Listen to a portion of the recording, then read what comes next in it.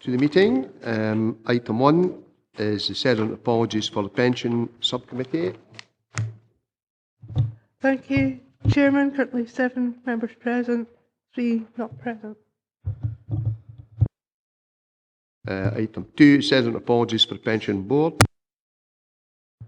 Thank you, Chair. We have apologies from David McKee this morning. George Hurst not present. Thank you. Any declarations of interest from the pension subcommittee? No. Any declarations of interest for pension board? No. Item 5, minute of pension subcommittee, 24th November 2016 at 10:30 AM for approval. Members happy? Thank you. And item 7, external audit plan, presentation report by Head of Finance and Procurement. Over to you, Paul.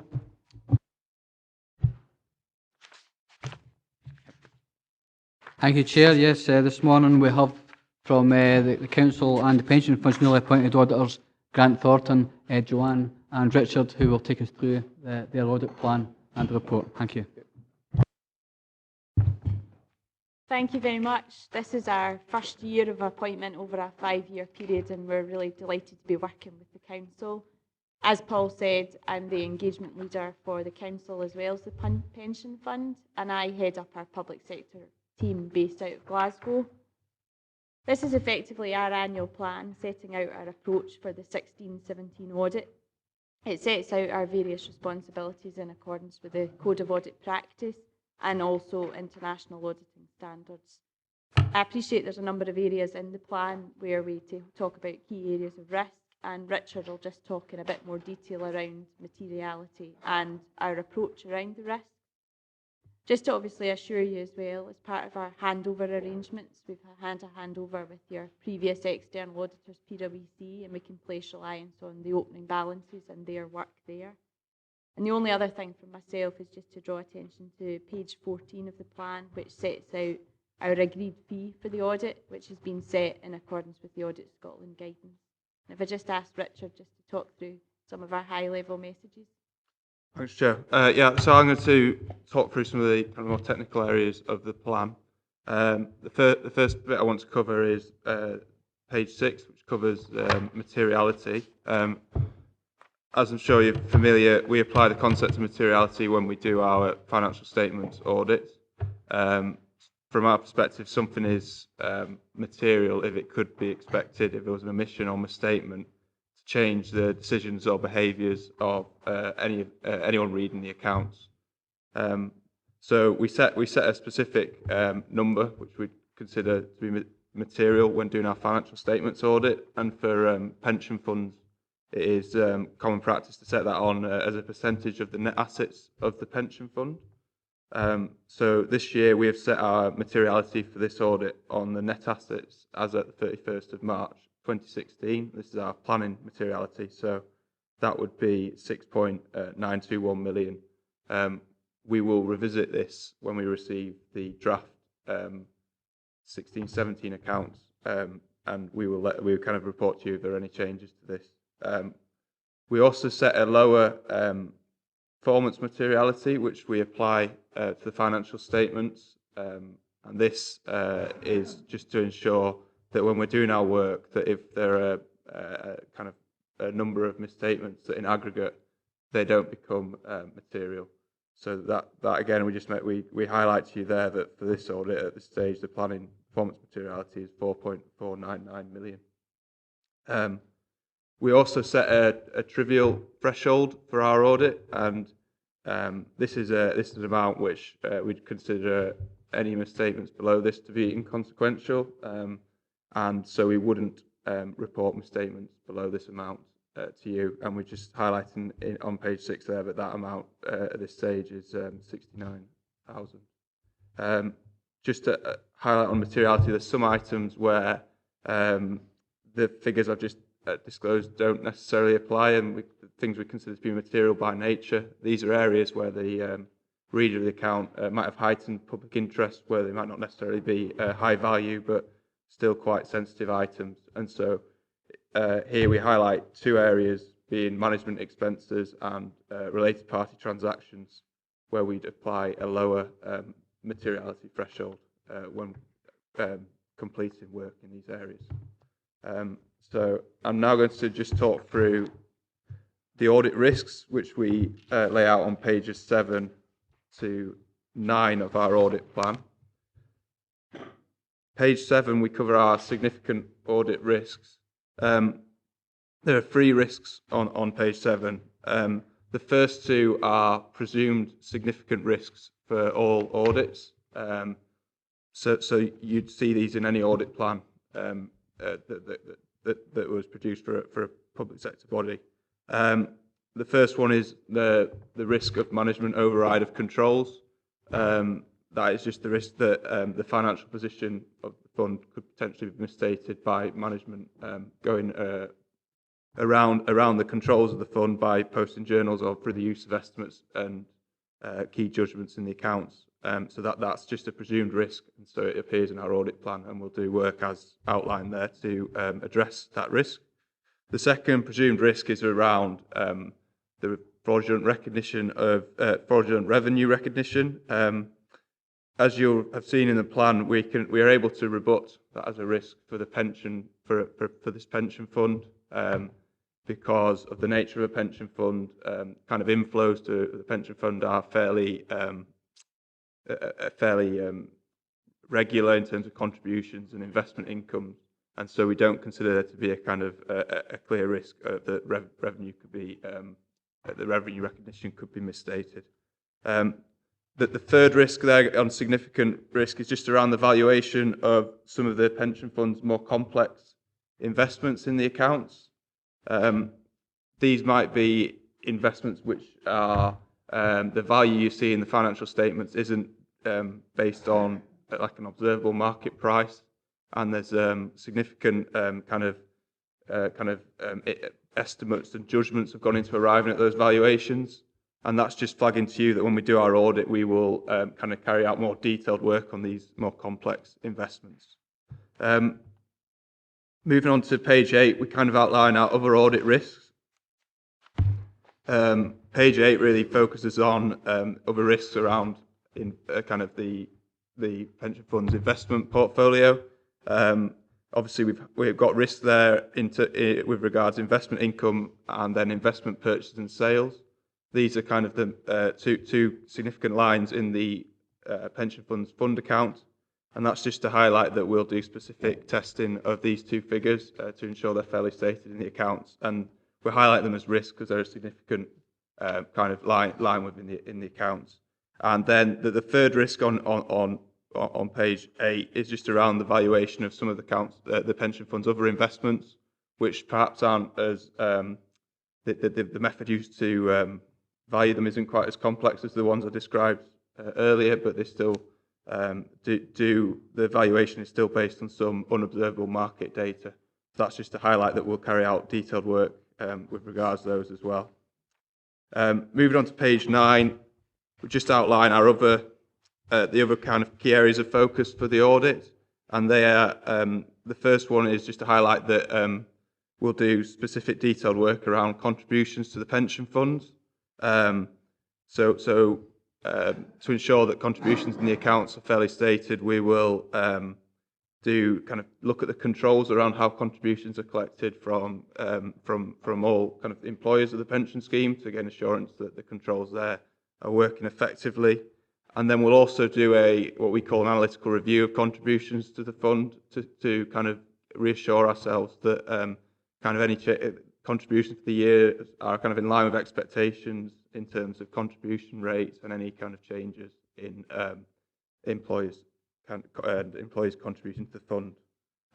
The other risks we outlined there in terms of benefit payments. So this is just to highlight that we do specific testing of how new pensions and lump sums are calculated. So that is to kind of reassure ourselves that when a new pensioner retires, that they're starting out on the correct pension and they're being paid an accurate lump sum.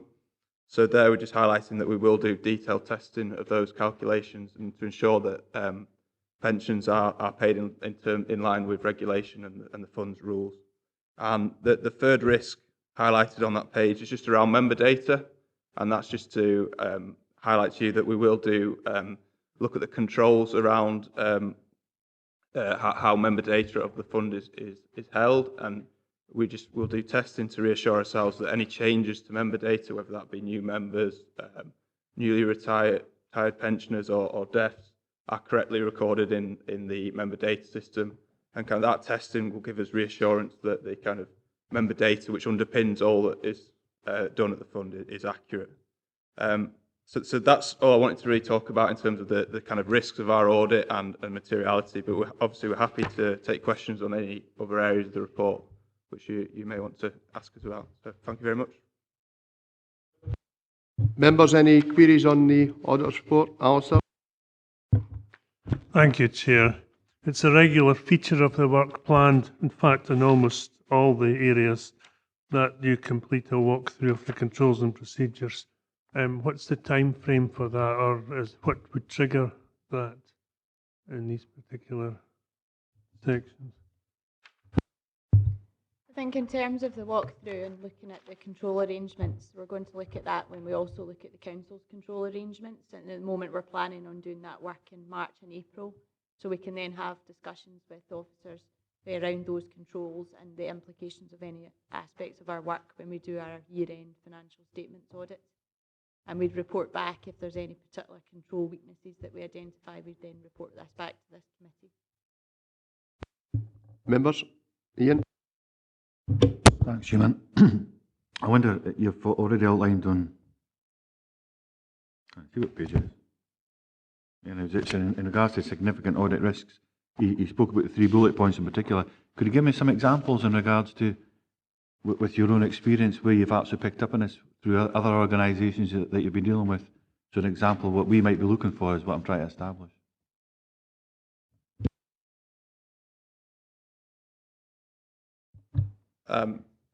In terms of the third significant risk, in terms of the valuation of the more complex investments, it might be that the value in the accounts was based on an estimate and on a best estimate of the position of that investment at the point in time the accounts were produced.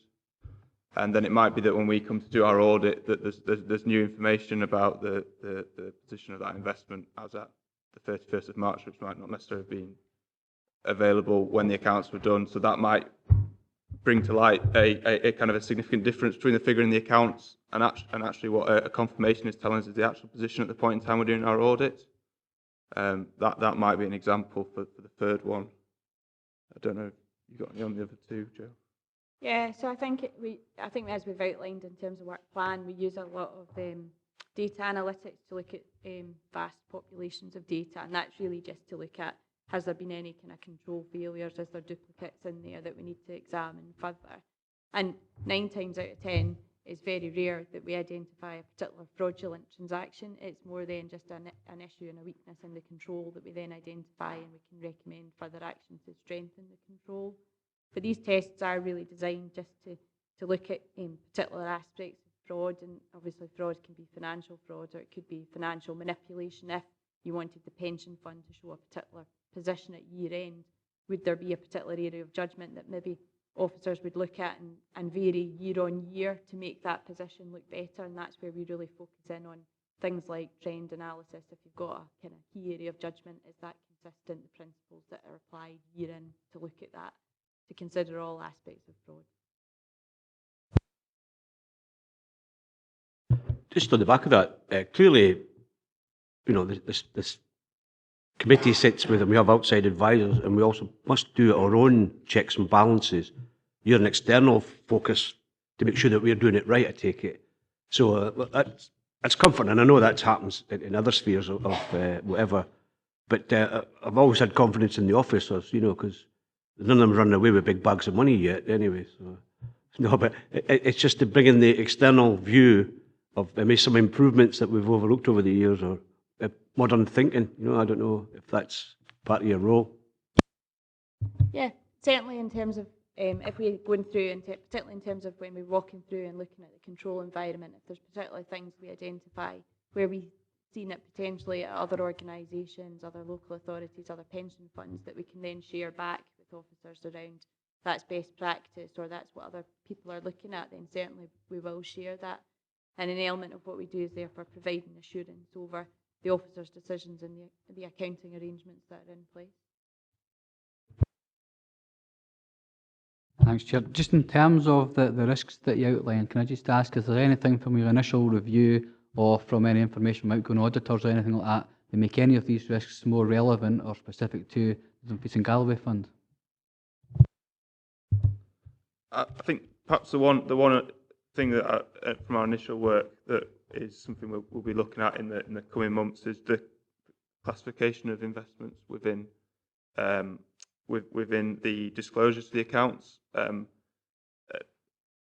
Without going into too much detail, investments are classified between level 1 investments, which are basically investments which are valued using kind of observable available market data. Level 2 investments are valued based on some unobservable market data.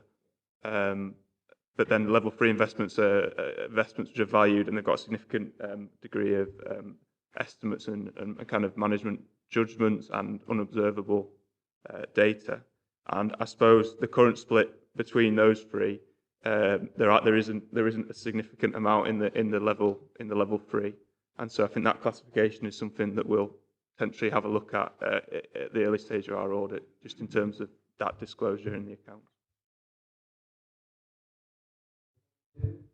Thank you. Just in terms of the communication plan, obviously you've said there may be risks, there may be improvements that could be notified to us, but it's not entirely clear in the communication plan, other than the annual audit report, exactly who you're reporting that to. It just says the pension fund and also timely. So could you give us a bit more information on that? So in terms of our work, obviously, as we go through and do our work during the year, if there's any issues arising, then we'd liaise first of all with Paul. We'd obviously have a conversation around that. If there's a particular area of action, then we'd produce effectively a progress interim paper, which we would then bring back to this committee, which would allow you to see the recommendation we've had and management action. If there's nothing that happens in that event during the year, then effectively our annual report at the end summarises all our work during the year and our action plan, and that again would come back to this committee. Thanks. I see you're a UK company, and it's just something I read early, beginning of the week. The UK government managed to get themselves new powers where they control the final say on any investments in the pension funds in England, I take it. Not the UK. I don't know if you saw that. The business manager, whatever he's called, has got powers now, and he has the final say. So as an outside auditor, I don't know how that's affected, because it sneaked out under a cloud. It's all coming to light, the unions and everybody's jumping up and down now. Local authorities, chief executives are saying, so the checks and balances. I'm just worried about the threat to Scotland, whether Scotland's got a different way of approach that, from an auditing point of view, if you knew about that. Yeah, I think that there were some new regulations came in covering England and Wales LGPS funds, which, as you say, gave the government the right to issue guidance and obliged the funds to follow that guidance. So basically, it allowed them to tell them what to do and what to invest in. Those regulations haven't been brought in within Scotland.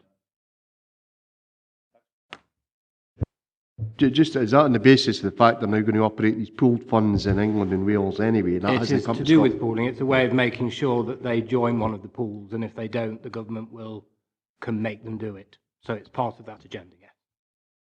Any other questions? No? Thanks very much, Richard, Joanne. We move to recommendations. Recommendation is to, like we've commented, and I think we'll note the external audit plan for the forthcoming year. Very much. Moving on, I have no further